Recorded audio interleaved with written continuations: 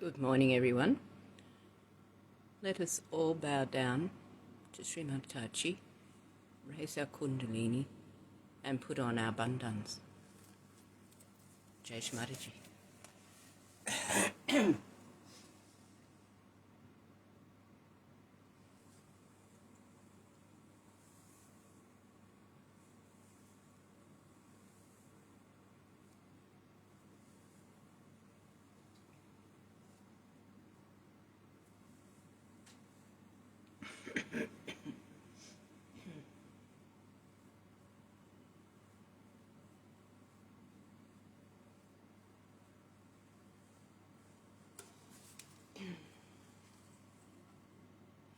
I don't wish to speak very much this morning, so we'll be putting on a short meditation with music and mantras.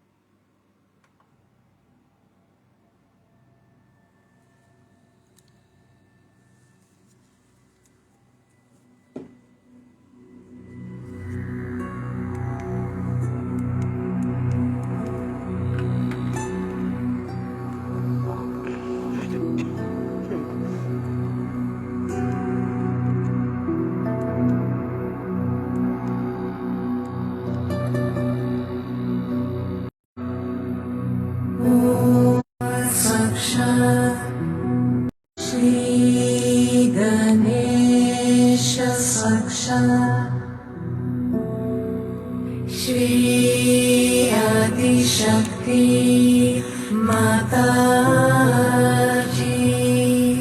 Shri Mataji, Namo Namaha.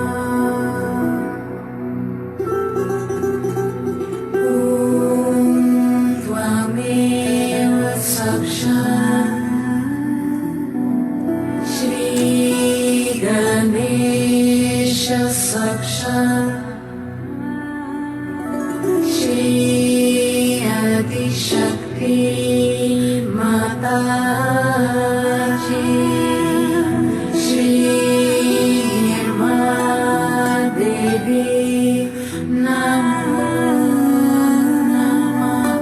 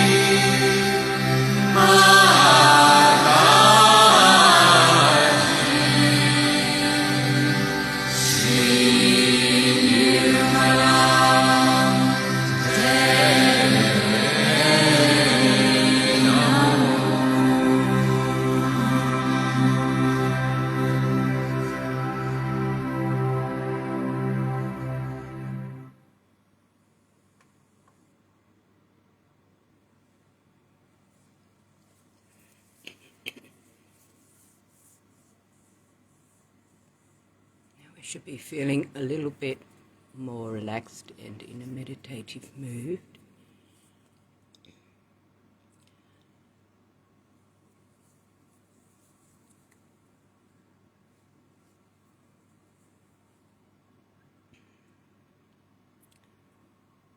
Now for the talk today, I thought going straight to the top, the Sahasrara, put our attention there.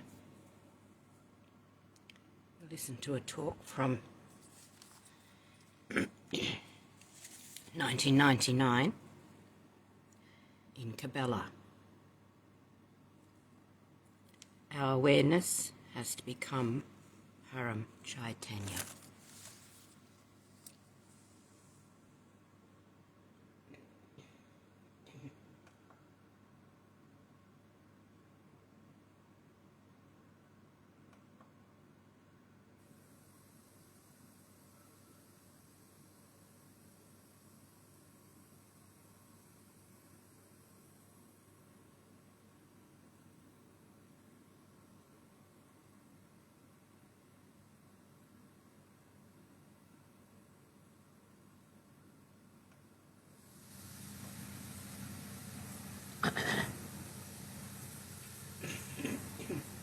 Today, we have gathered here to do the Sahasrara Puja. Sahasrara, the word Sahasra, in Sanskrit language means 1000. And there are 1000 petals in our brain which get enlightened. Of course, the doctors are quarreling on that point, but forget about that. Now these petals are kept ready for our enlightenment. And these are really the nerves, 1000 nerves, which are there for the enlightenment of the brain. So when the Kundalini rises, she enlightens those 1000 nerves which become like as you see here, the shape of these flames, like a petal. And that's why it is called as Sahasrara, the center of Sahasrara. In the human beings, it is a very important center, because this is the only center by which we think and we try to stop whatever we don't like. This is the center which reacts in such a manner that without any discretion we start saying no to this, no to that. On small things also, like somebody might say, I don't like this carpet, I don't like this house, I don't like that.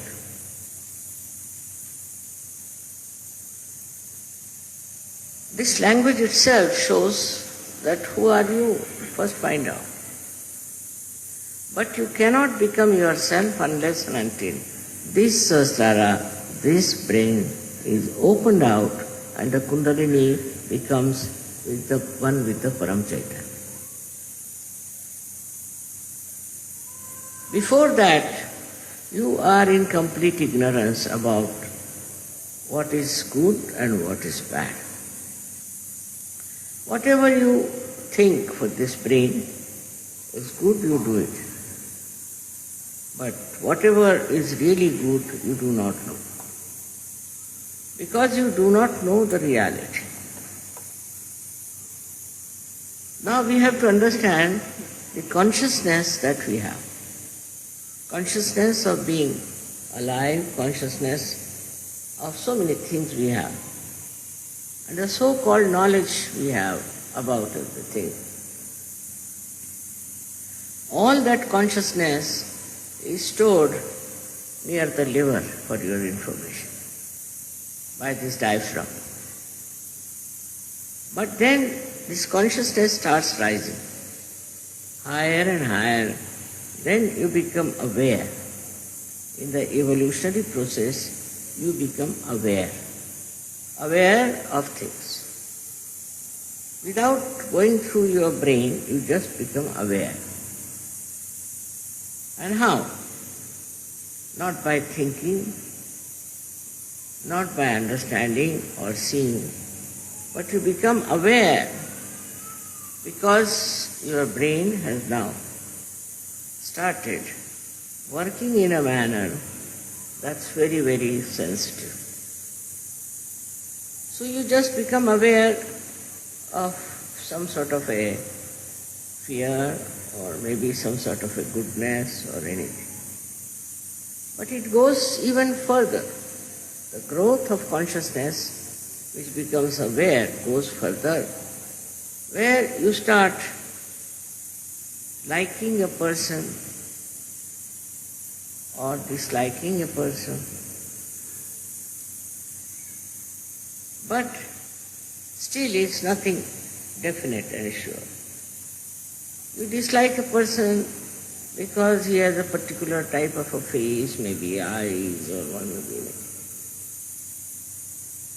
or maybe because you have known somebody who has been very nice.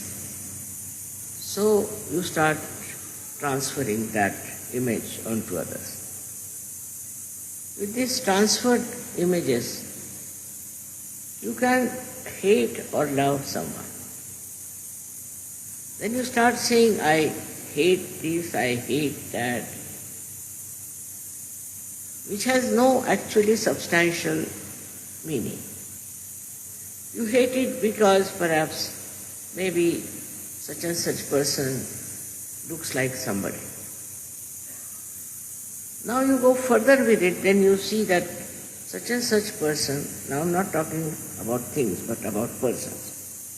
Such and such person has done this harm to me, something positive. So you start feeling that you should hate that. Now you start hating that person. With that hatred, you develop new faculties how to harm that person. Then you start thinking how to destroy that person, how to make his life miserable. Then you may beat that person, you may shout at that person, you may try to kill that person, you can do anything. So now the awareness is going towards other direction, which is darkness, which is not light. Because in the light you won't do such a thing. In the light you see everybody is sitting, you know how far you are, where you are sitting. If you want to go out, you know how to walk out. But when in the darkness you are there, you just don't understand. And you go on behaving in a manner which cannot be explained otherwise, except that because you are a human being. Animals don't do that. Animals have limitation. The animals, if they find something wrong, something absolutely harmful to them, then they will attack or run away. But they do not carry a kind of a hatred or anything, but they can carry the impression of fear, could be of some sort of a harm done to them. But human beings are not like that. Human beings don't have any particular reason as such to hate someone. But why it works out? Because they are involved in their ego. Egoistical person feels that he has a right to do what he wants to do. He can kill anybody, he can bomb anyone, he can do whatever he does. But a person who is not doing that, is the other way around, is frightened, is afraid of someone. Now the awareness moves on. This is a subtler awareness, because if you are afraid of somebody, you would not like to go to his house, you will avoid him in the street. All things you can do. So all this kind of knowledge about other human beings also accumulates in your mind. Then this thing starts working on a collective level. Because you think this group is very bad, they are good, these are bad, they are excellent, like that. It works on. In your own mind, you think that somebody has a group and the other group is better or that group is better. And collectively then you start working out your whole temperament, your awareness. Like once people decide that, say, for example, that black people are to be finished. So all the white people can join together. Or like at the time of Hitler, he decided that all other human beings but Germans were useless. So he gathered people around his thought and ideas, and this collective awareness just comes to, I don't know how, but it enters into the minds of men. They never challenge it, they never ask it whether it is correct or not. So this grows more and more and more, and then it becomes like a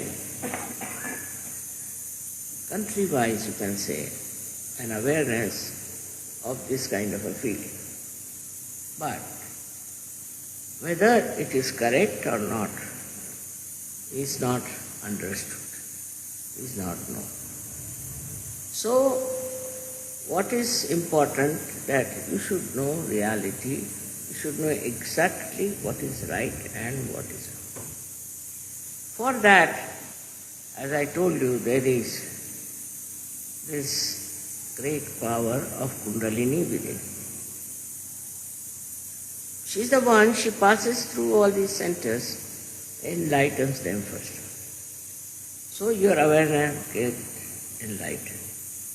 And when she pierces through Sahasrara, she joins you to this all-pervading power, which is knowledge, which is love, which is truth. So after that you immediately know. Some people don't know immediately, but some people do. That what we have been thinking so far of separating ourselves from others by thinking they are not all right, they are wrong, they are whatever it is, this disappears. This disappears completely. And then you realize that your awareness itself is dominated by so many other circumstances. For example, where you were born, what your parents taught you, what experiences you have had. And then you realize that it was all wrong because it's not reality. Whatever feelings you have, whatever ideas you have about another person or about other nation, all of them are not correct.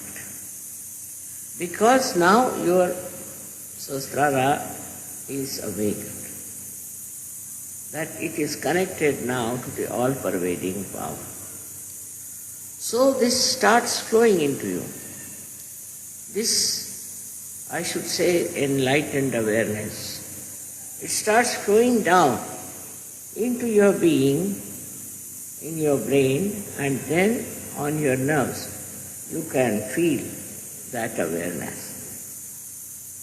Now, once you want to know about something, whether it is right or wrong, absolute right and wrong, it's not question of relative. You just have to put your hands towards that person or towards that thing or whatever it is. Immediately on these vibrations you will know. So what are these vibrations? This Parama Chaitanya, we call it Brahma Chaitanya, which starts flowing through your fingertips. Now you start feeling what chakras they are catching, whether they are right or wrong. And your discretion improves immensely. The brain, which was putting you in delusions and wrong type of life, immediately corrects itself. For example, I am walking in a place with my eyes closed, and there is a big ditch. I can't see it. I am just walking, and suddenly I open my eyes and see the ditch. Immediately I know it's wrong and I give up and come on. In the same way it happens to you.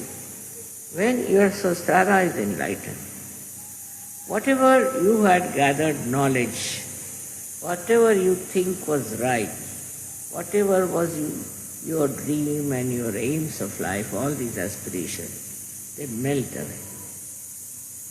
And then you take to reality and you start seeing the reality of everything. Unless and until you see that reality, you will be going with other crowd. These people are saying so, so let's do that. They are saying so, so let's do that. But you cannot see whether it is correct or not, is good for you or not, or whether it is going to help you. This kind of thing is so common in the whole world, and that's why there is so much problem. Because they don't know the reality.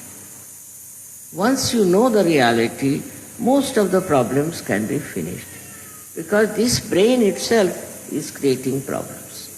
First of all, it commits all kinds of atrocities, violence, everything. Then it also justifies itself. And then it does even worse things. All this, they used to call it as sin.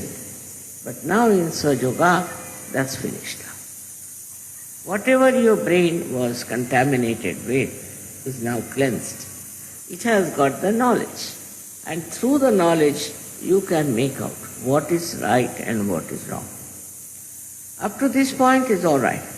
But then you must have full understanding that whatever right is right and whatever wrong is wrong, and we should not do anything that is wrong, always do the right.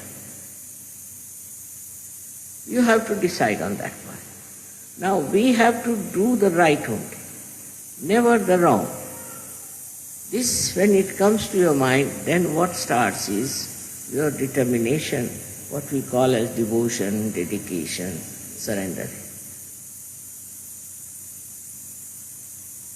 With that, you give up all your false ideas and all your false pride, all other things that you have been doing so far, and immediately you become a different person, a beautiful person.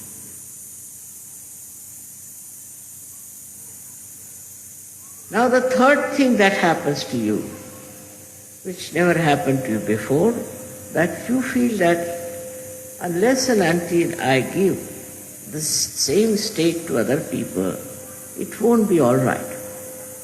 It won't be all right for me to talk to them. So you start talking to your brothers, sisters, then you start talking to other people, then you start talking to whole nation. You can talk about such. That I have gained so much, I have got these things. So now, why not you take it? But to expect that by talking, by discussion, by arguments, by sermoning, they will never take. Because their brain, as I told you, is just the same, still full of ignorance. So what you have to do is to raise their kundalini. Once you raise their kundalini and their brain opens, then they are on the same line as yourself. They don't have to worry about what is good and what is bad. They know themselves. Now that is what is very important. To correct this world is very important, that you all should know what is right and what is wrong. And you have a vehicle of Parama Chaitanya to know what is wrong and what is right. Now this trend starts moving, and as you see, there are so many people today with their open Sahasrara. So opening Sahasrara was the most important part of the evolutionary process. All the evolution process brought human beings to what level? We had wars, we had all kinds of silly programs by which we really ruined so many countries, so many people. Now when you are one with that all-pervading power, it's a pure power. It's a nirmal power. Absolutely pure power. That gives you complete sense and complete understanding as to how you should move, how you should live, and what you should have. This is what is self-realization, they say. But I would say that self-realization is much further than that. Even if your brain is enriched by the knowledge, the real knowledge, still there are other things which you should have. And the most important thing is that you have to be completely aware, again I say word aware, of where you stand in this big plan of world global transformation. What is your position? What are you supposed to do for this global transformation? What is your position? Where do you stand? What is the work for you to be done? Now you've got this compulsion on you that I have to do something. When this compulsion starts working on you, which is not dreadful, which is not annoying, but very peaceful and joyful. It says that I have to see that others also know themselves. So to know themselves is, first of all, you must know your own chakras. Yes, many people get their realization, I know, very quickly, but they do not settle down with their chakras. They have to see to their chakras why you have problems on your chakras. They will know they have problems, but they still go on without paying attention or without looking at it. To them it is a kind of a, by the way, you can say, that these problems are with me, it doesn't matter. But what does it matter as long as I am working out Sahaja? It is not only for others but for yourself also. It is important that you should get your chakras corrected. That's the most important thing for you, and then you will have self-knowledge. In the sense you will know what is the defect, where is the defect, what am I doing wrong, what should I do. And then when you correct it, when you correct those centers, then your awareness, I would say, will be really fully enlightened about all the work. That's a tremendous thing. It's very tremendous. Because if you have to transform this mad world into something very sane, and if you have to give them all self-realization, imagine the task, how great it is, how many people we need to do it. But if your willpower is strong about it, and you feel compelled to do it. But normally, you see, we are compelled because we have to run our houses, we have to earn money, we have to do this, we have to do that. That you can do. But main object of your life is to transform people and to work it out, this transformation for the global peace. I don't know it has been predicted or not. We'll leave that talk there.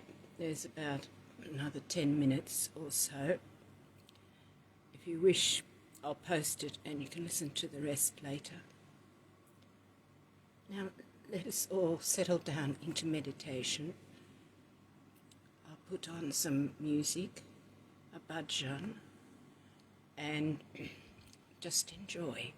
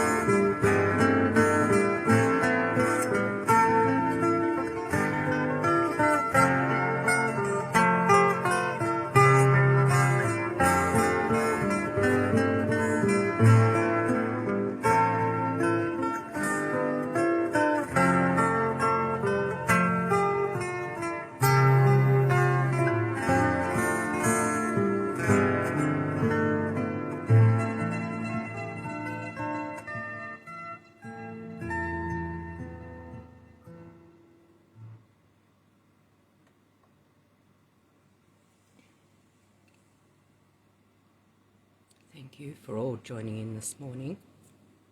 May we go forth in this new vibratory awareness. Jai Shri Mataji.